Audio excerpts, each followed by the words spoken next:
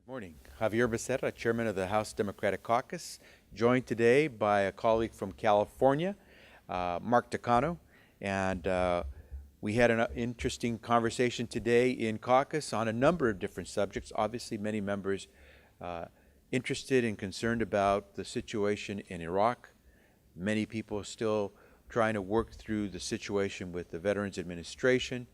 We're trying to make sure that members are prepared to get things done here in the Congress, although it looks like here in the House, House Republican leadership has decided to pack things up and call it a day for the year, even though we still got several months left in this year to get some good things done. Many of us believe that we could do a number of initiatives that could help with job creation, not least of which would be finally getting the transportation legislation off and running so we can send back to all of our communities the gas tax money that people pay when they go to the gas station and put fuel in their gas tank. Unfortunately, that gas tax that people pay is still stuck in Washington, D.C. because the Transportation Reauthorization Act is stuck. It's held in limbo, and in this do-nothing Congress, it's hard to believe, but even something that's always been bipartisan is having a tough time moving forward.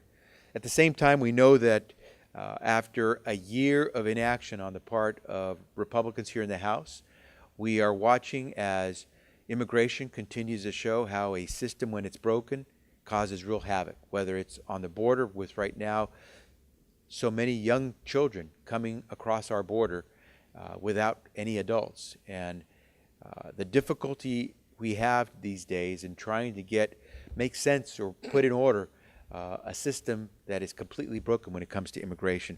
Once again, we're about to hit the anniversary of when the Senate acted on a common sense fix to our broken immigration system. Here in the House, we have not taken any votes to try to do the same. It's a difficult situation to confront. One thing I would like to mention is that even though this Congress in the House of Representatives under Republican leadership has acted like a shutdown Congress or a do-nothing Congress, there is something that can be done. Fortunately, the Supreme Court acted about a year ago today to end discrimination for so many Americans who are LGBT, who have decided to marry, and for the longest time were not permitted to enjoy the same rights and opportunities that so many other Americans have taken for granted. And today, gay and lesbian couples who have legally married have an opportunity as a result of actions taken by the Supreme Court and now actions taken by our President of the United States, Barack Obama, to enjoy some of the same opportunities and finally receive the same rights that so many Americans here have taken for granted. One of which is to be free of discrimination when it comes to the workplace, to not have to worry about your job simply because of the person you love. And this week, the President announced that he is going to require all federal contractors to abide by the law, and now to his actions to prohibit discrimination against gays and lesbians for any job-related activity is a step forward. It's something that we should do in Congress. The Senate has already taken the step of ending discrimination against LGBT communities, but in the House, once again, the legislation, so-called ENDA, is stuck in the House of Representatives, where our Republican leadership is unwilling to allow the House of Representatives to take a vote to also try to catch up with what the Senate has already done. So as we can see, whether it's immigration, whether it's ENDA, ending discrimination against gays, lesbians, transgender, and bisexual couples, we find that the House of Representatives has become a graveyard for good ideas. And we believe it's time to act. One of the areas where we're pleased that the administration has taken action with regard to ending discrimination against LGBTs is in the area of Social Security. Because while many of us take for granted that as we grow older after paying into Social Security, we can now rely on Social Security to be there for our survivors should we happen to die, or should we happen to retire, for our spouses as well. If you were a gay or lesbian couple, you could not depend on Social Security to be there for you for your family, even though you paid into the system for decades. Well, as a result of a Supreme Court decision, the Winthrop decision of about a year ago, now gay and lesbian couples are also able to have the benefits of all their work and payments into Social Security benefit the family. And so we want all families in America to understand there should be no discrimination against you, whether you married in New York or California or any other state when it comes to your Social Security benefits. And we want you to know that we will do everything possible to try to put into practice what the Winthrop decision has finally given this country a chance to see, and that is that every couple in America should have an opportunity to be afforded all the rights and privileges guaranteed to any other American. And so we're going to push very hard, and I'm pleased that Mr. Takano is here with me because he is one of those individuals that will help push this. We're going to try to make sure that for all people in America, if you pay into Social Security, you have the right to take advantage of those benefits that you paid for, including if you happen to die and your spouse, who may need those benefits, will no longer have to suffer the indignity of not being able to get those benefits simply because of a gay or lesbian marriage. It is time for this country to move forward. We're ready to do that, and we are prepared to not only move forward with the Winthrop decision to allow LGBT couples to be able to have the same rights under Social Security that all of us have taken for granted, but to make sure that that which the Winthrop decision did not provide to LGBT couples will also be available to all Americans in the near future through legislative changes, if possible. And with that, let me now yield to my colleague and friend from California, a co-chair of the Equality Caucus, Mark Takano. Thank you, Congressman Becerra. Javier Becerra, you have been a passionate and committed member of Congress. A member of Congress has been committed to LGBT equality. I too celebrate 1 week, well, a year ago this week, the Supreme Court's decision on Windsor and Prop 8, California's Proposition 8. By striking down Section 3 of DOMA, the Supreme Court made available in the states, in New York State, and by striking down, by upholding the judge's decision, federal judge's decision in California on Prop 8, overturning Prop 8, marriages were also, same-sex marriages were made legal in California. And since then, more and more, it appears as if more and more states will be legalizing same-sex marriages. I also want to celebrate the fact that our president, President Obama, more than any other president, has forwarded LGBT equality, and his announcement that he is issuing an executive order with regard to federal contractors and employment non-discrimination is a huge, huge step forward. That being said, along with this Supreme Court decision, the Supreme Court has acted, and what needs to be done now is we need to make sure that that decision applies to all Americans, all LGBT citizens. As it stands now, the Social Security Act, Social Security and Medicare Act,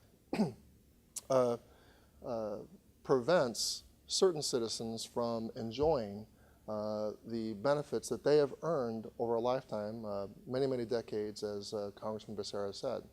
I am happy to announce that I will be introducing, after the break, a bill that we're calling the Social Security and Medicare Parity Act. And what this legislation would do is provide a legislative fix. The President has said that his administration has said that same-sex couples should enjoy these benefits in states where they're legal, but here, where their marriages are legal. But here's the problem: if you are married in, say, the state of New York or California, and you move to South Carolina or Florida, where marriages are not legal, the Social Security Act says you have to issue benefits based on where the couple actually lives, not where they celebrated their marriage. This bill would basically allow the Social Security Administration to, the Social Security and Medicare benefits to be issued based on where a couple had their marriage celebrated. Secondly, it would also provide some grace periods. Currently, there's a 9-month waiting period for survivor benefits and a 12-month waiting period for enhanced spousal benefits. These waiting periods would be essentially waived for those couples that were affected by the Windsor and Prop 8 decisions. And thirdly, this legislation would require the government to reach out to same-sex couples and inform them of their benefit rights and these waivers of the waiting periods should this legislation pass. So I'm very, very pleased with the support of Congressman Becerra and the caucus to introduce this legislation after the break. Thank you. We'll take any questions. Mike. On Iraq, with the administration all but promising that it's going to do some sort of targeted strikes over there, there's a lot of criticism that in your caucus, obviously. Are you still hearing a lot of criticism? Is there going to be any kind of campaign to push back against it, or is the sense that we've already voted on the Barbados Amendments last week and let's move on? And this is the president who was elected largely because people opposed the Iraq war. I know there's a lot of concern in getting embroiled in another Vietnam, and the concern about sending American troops once again to fight someone else's war. Same time, I believe the president is trying to do not just the right thing, but something that will help the Iraqis get themselves in a place where they will be prepared to defend their own country and their own people, rather than have to have other forces, American forces or NATO forces, have to do this for them. So my sense is that members want to hear more. We know we will get a briefing from the administration, a bipartisan briefing from the administration in the near future. And what we hope is that the president will outline what we can do to try to help the Iraqis get their house in order. But many of us are still very concerned about trying to send American troops to do what we did before. And the Iraqis never lived up to their end of the bargain after we essentially set the table for them to be able to move forward as one people, living hopefully in a democracy. But we'll have to learn more. No one wants to see the region descend into further chaos. No one wants to see this the chaos visited upon us here in the U.S. or against any American abroad. And so we want to make sure that we're doing everything we can to protect our people. How we do that, that's where we want to make sure we hear precisely from the administration on what we can do as an American people moving forward with the president in charge. And hopefully what we do will complement what the Iraqis will do, first and foremost, to make sure that they are clear on what they want to do to keep themselves together as a country. Mark, I don't know if you wish to comment. I have no comment at this time on that. Yeah. Follow up to that question, what do you specifically hear from the administration during this briefing? Can you downside force, some sort of airstrike or the forces that are sending over there? Is there anything specific you need besides just transit with the adaptation policy? I think there are probably a few elements that would make for a comprehensive briefing that gives people a better sense of how we should feel about it as members of Congress and act based on that information with the president. First is, what are the Iraqis doing? What guarantees do we have that the Iraqis will stand up and fight for the integrity of their nation and fight together as a people versus as different sects? Two, what would be the end game for any strategy America deploys in concert with the Iraqis or in Iraq? And then third, of course, it's just how it goes towards furthering our security and national interests in doing anything whatsoever in Iraq. And so it's the same calculations we've gone through in the past. Before we put an American in harm's way, tell us why. Before we get involved in any respect with Iraq, tell us why. And before we decide to invest any more of our treasure, whether in human life or in money, taxpayer money, tell us what the Iraqis are doing. And that'll give members a sense of whether there is something worthwhile in our engaging with Iraq and how so. But it's not much different from the calculations that we had to make in the past. And for many of us, we've been there, we've done that, and our American soldiers have been there and done that. And quite honestly, they did as good a job as any fighting force could have done. They delivered on what their orders were, and that was to help stabilize the country. Just more than a shame, it's a tragedy that the Iraqis haven't chosen to stand up for themselves after our soldiers paid a high price to make it possible for them to have that opportunity. Yeah. There are, again, a number of members in your caucus who say that the 12-year-old authority, legal authority, is no longer valid. Wondering if you agree with that, or do you think that he does have the authority to do it without congressional approval? Well, the president did end the Iraq War. And again, I'm not sure in what capacity the president would propose that American forces or American interests be involved in Iraq. But depending on what the president is proposing, that would probably help trigger a response as to whether or not we need another declaration of war in order for the U.S. to get further involved. My sense is the president has the authority as commander-in-chief to do what's necessary to protect the American people. To the degree that what he does vis-a-vis Iraq is to protect the American people, you could argue that he has the power as the executive and commander-in-chief to do that. At what point you break over into the line of requiring congressional approval? That's always been the 60, not million anymore, it's probably $60 billion question these days. Yeah. Mark, I don't know. Yeah. Anytime you want, Mark, you can feel free to chime in. On the IRS, some of your Republican colleagues, obviously you've had officials, you had Commissioner Cussman last night up here, very pointedly telling him, we don't believe you, essentially accusing him of lying. What do you make of the hearings, the progress or lack thereof of the investigation, and sort of all the politics around it? It's more than curious, it's bordering on chilling to watch as oversight hearings and congressional hearings where we're supposed to take in evidence and information to guide us in making decisions is turning more into an inquisition where it's not an issue of gathering the evidence or the facts. Members of Congress have made up their mind before they've even heard all the testimony, received all the information. For any member of Congress to tell a witness who has been sworn under oath, to tell that witness, I don't believe you, well, you have a right to tell them that, but you also have an obligation as a member of Congress to listen.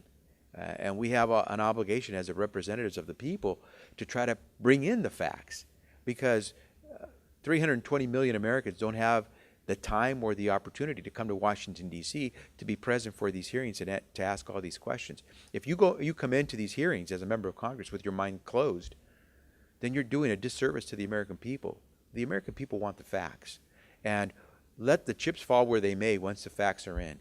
If something at the IRS was done that was wrong, then people should be punished. But you should not conduct witch hunts or try people before the evidence is in, and certainly not walk into a hearing saying, I'm not going to believe anything you're going to say before you say it. As I said, it's more than curious. It's chilling. If we're going to do our constitutional obligation and responsibility of doing oversight over the operations of our government, then we should do it the right way, not the McCarthy way. And it's unfortunate because so far there is no evidence of corruption or involvement of the president or the White House. And I know my Republican colleagues are trying to pin this on the president in some fashion. The evidence does not take you there, and we should at least be willing to wait to pass judgment until all the evidence is in, and then let's decide where the evidence takes us. But so far, this evidence takes us nowhere near where the Republicans would like us to believe, to some kind of corruption or in political efforts on the part of anyone, including, of course, the President of the United States. Any final questions? Okay, thanks very much.